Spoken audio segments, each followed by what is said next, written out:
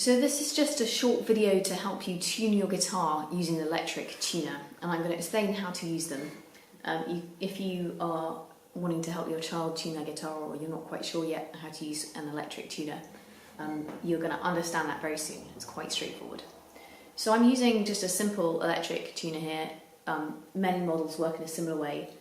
There's an on-off switch, and you can see if I turn it on, there's a little backlit display that lights up, and there is another button called, in my case, A4.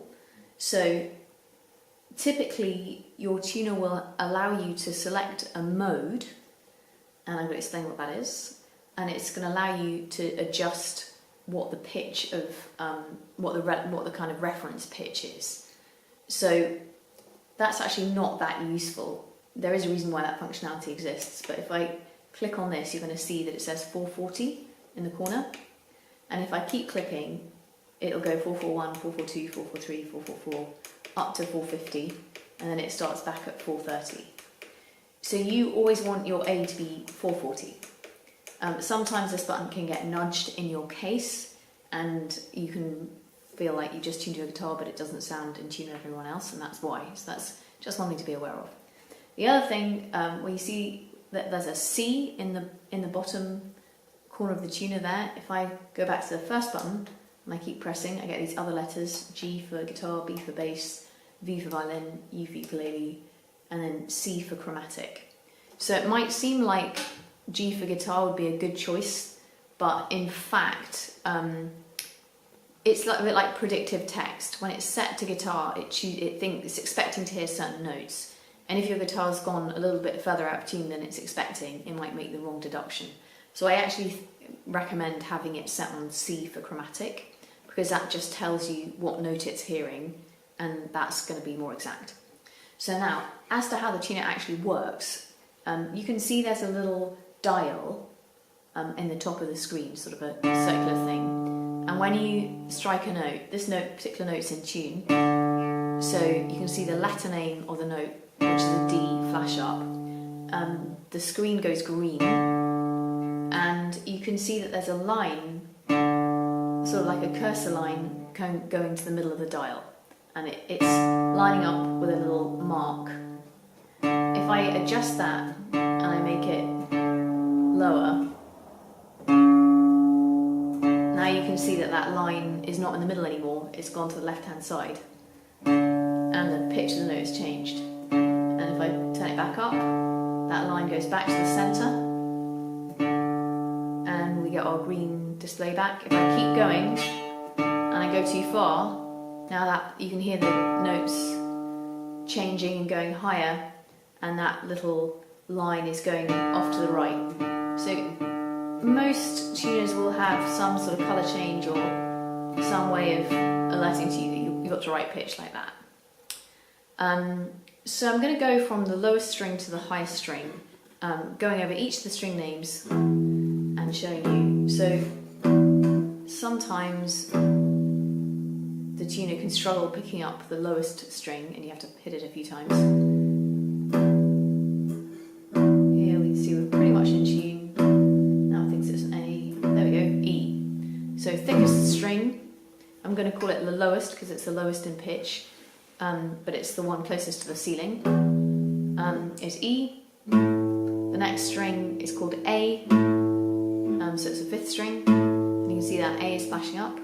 The next string is going to be a D, you can see that's in tune and the D is flashing up.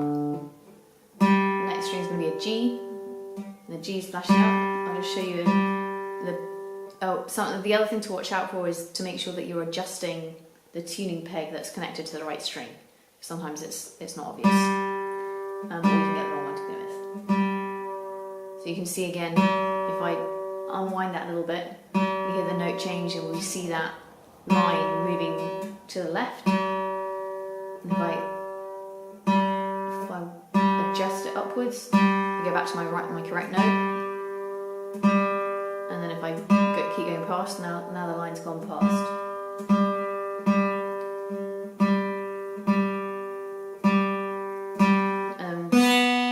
String is B,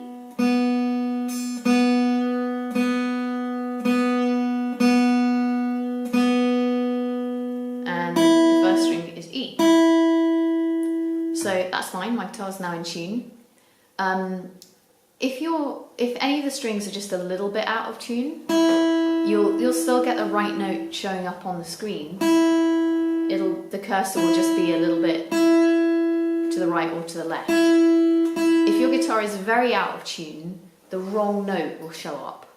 So if I've gone, let's say that let's say somebody's twiddled my pegs, and now my first string, which should be an E, has gone right down to a D.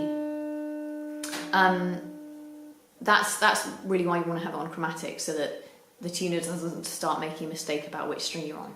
So if you're not a musician and you're not sure you wouldn't be able to know whether D is underneath E, and you wouldn't know which way to turn it. I'm going to put some info on this page below so that you can see which order the notes go in.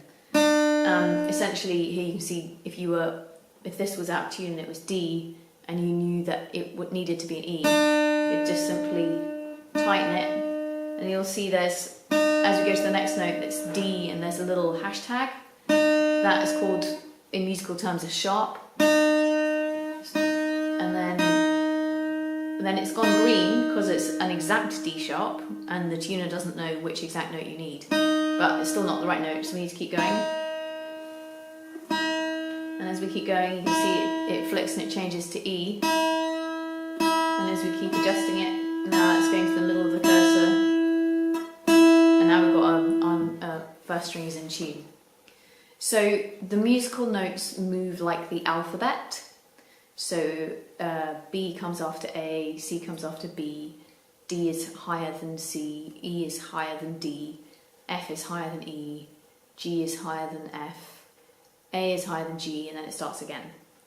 So that's sort of A, B, C, D, E, F, G, A, B, C, and so on. Some of those notes have sharps in between them. Don't worry about needing to remember which those are.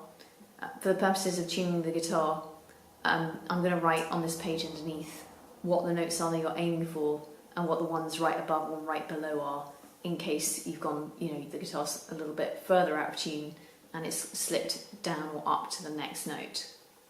So you might find the first few times you do this, it's a little job to remember which note is which, and you spend a long time getting the note just right with the tuning pegs.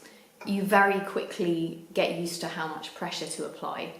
And you're not going to break your guitar doing this, so obviously you don't want to be winding lots and lots of turns, but if you proceed in a sort of relatively normal way, these kinds of small adjustments like that are not going to be a problem. So unless your guitar is very out of tune, you shouldn't need to be making like a very big adjustment,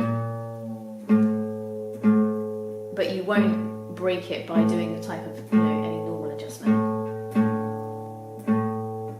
So I hope that's been useful. Have another look if you're at all confused by that. But using the electric tuners is really a doddle, and you're going to get used to it really soon.